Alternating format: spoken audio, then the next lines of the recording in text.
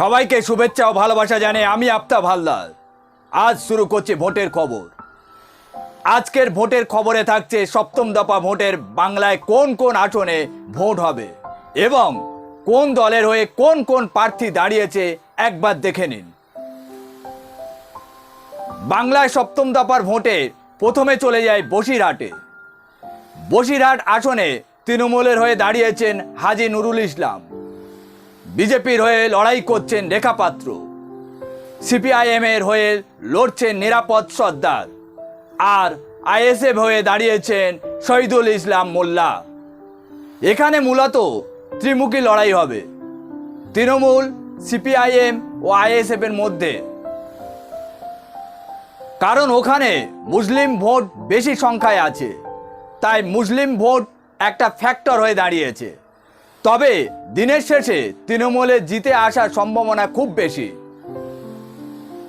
এবার চলে যায় দ্বিতীয় আসন বারাসাত। এই বারাসাত আসনে বেশ মজাদার আসন।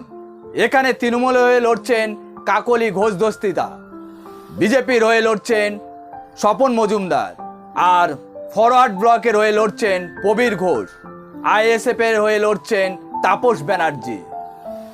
এখানে মূলত তৃণমূলের সঙ্গে বিজেপির ফাইট হবে। শেষ পর্যন্ত তৃণমূলে কাকলি ঘোষ দস্তিতা জয় ছিনিয়ে নিতে পারবে। তার কারণ হচ্ছে তিনি তৃণমূলের পুরনো জয়ী প্রার্থী এবং এলাকায় এমপি হিসাবে ভালো দক্ষ ও সুনাম আছে। সর্বোপরি ওই এলাকার জন্য এমপির কোটায় টাকায় ভালো কাজ হয়েছে। এবারে চলে যায় তৃতীয় আসন দমদম। ওই দমদমে আসনে তৃণমূল প্রার্থী করেছেন তাদের পুরনো বর্ষিয়ান জয়ী প্রার্থী সৌগত রায়কে, বিজেপি প্রার্থী করেছেন তৃণমূলে থেকে চলে যাওয়া শিলভদ্র দত্তকে আর সিপিআইএম প্রার্থী করেছেন সুজন চক্রবর্তীকে। এখন দেখার বিষয় হলো যাদবপুর আসন থেকে সরে সুজনবাবু দমদম আসন থেকে কেন লড়ছেন। ওখানে মূলত কংগ্রেস ঘরানা ভোট বেশি, তাই সিপিআইএম মনে করছেন কংগ্রেস ভোট আর বামপন্থী ভোট যৌথভাবে এক জায়গায় পড়বে। কিন্তু আমরা যেটা দেখেছি তা হলো আবার তৃণমূলের বর্ষিয়ান প্রার্থী সৌগত রায় জিতে আসবেন। এবার চলে যাই জয়নগর আসনে। জয়নগর আসনটা খুবই ইন্টারেস্টিং। কেন বলছি, ওখানে এক সময় এসইউসিআই এর সংগঠন বেশ মজবুত ছিল, পরে তৃণমূল এসইউসির সঙ্গে জোট বেঁধে ক্ষমতায় এসেছিল। তারপরে তৃণমূল একচ্ছত্রভাবে সংগঠন ওখানে তৈরি করেছে। এবারে দেখে নিন জয়নগরে কারা কারা প্রার্থী হয়েছেন।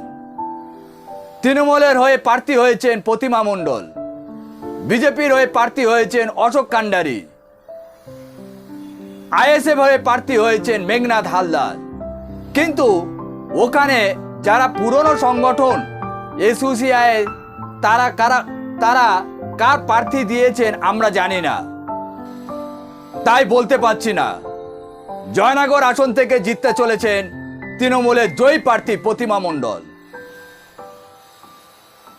এবার চলে যায় পঞ্চম আসন।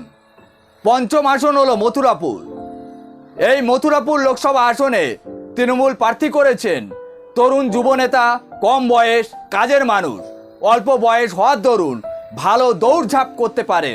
যেহেতু সুন্দরবন এলাকায় বিভিন্ন সময়ে দুর্যোগের কবলে পড়ে লক্ষ লক্ষ মানুষ, তাই বিপদে পাশে থাকার জন্য একজন যুবককে তারা তৃণমূলে প্রার্থী করেছেন।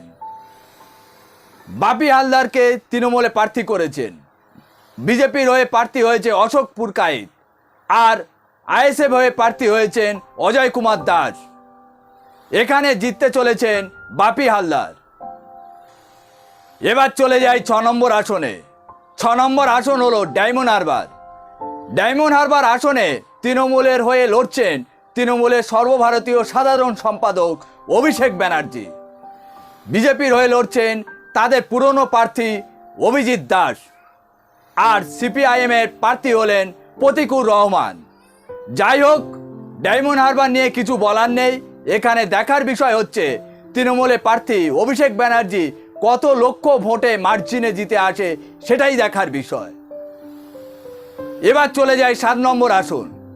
7 নম্বর আসন হলো যাদবপুর আসন। যাদবপুর আসনে তৃণমূলের হয়ে লড়ছেন তৃণমূলের মহিলা যুবনেত্রী সায়নী ঘোষ। বিজেপির হয়ে ময়দানে লড়ছেন অনির্বাণ গাঙ্গুলি। আর সিপিআইএম এর হয়ে লড়ছেন সুজন চক্রবর্তীর ভাইপো সৃজন ভট্টাচার্য। এখানে মূলত বলা হয় মমতা ব্যানার্জির কেন্দ্র। মমতা ব্যানার্জি এই যাদবপুর লোকসভায় প্রথম দাঁড়িয়ে সিপিএম এর হেভিওয়েট প্রার্থী সোমনাথ চট্টোপাধ্যায়কে হারিয়ে দিয়েছিলেন। তাই যাদবপুর আসনটা তৃণমূলের গড় বলে ধরা হয়। এখানে সায়নী ঘোষ জিতে আসার সম্ভাবনা খুব বেশি। এবার চলে যায় 8 নম্বর আসনে। 8 নম্বর আসন হলো দক্ষিণ কলকাতা। দক্ষিণ কলকাতায় তৃণমূলের হয়ে প্রার্থী হয়েছেন তৃণমূলের টিকিটে জেতা পুরনো প্রার্থী মালা রায়। বিজেপির হয়ে লড়ছেন দেবশ্রী চৌধুরী। আর সিপিআইএম এর হয়ে লড়ছেন সায়রা শাহ হালিম। দক্ষিণ কলকাতা হলো তৃণমূলের গড়। শুনেছি এই দক্ষিণ কলকাতায় তৃণমূলের জন্ম। তাই দক্ষিণ কলকাতায় তৃণমূলের প্রার্থী মালা রায় আবার জিতে আসতে চলেছে। এবার চলে যায় শেষ আসন অর্থাৎ 9 নম্বর আসন উত্তর কলকাতা। এই উত্তর কলকাতায় যারা প্রার্থী হয়েছেন সবাই কংগ্রেস থেকে আসা। এক সময় এই প্রার্থীরা একই সঙ্গে কংগ্রেসের সহকর্মী ছিলেন। এখন আলাদা আলাদা দলের টিকিটে হয়ে লড়ছেন।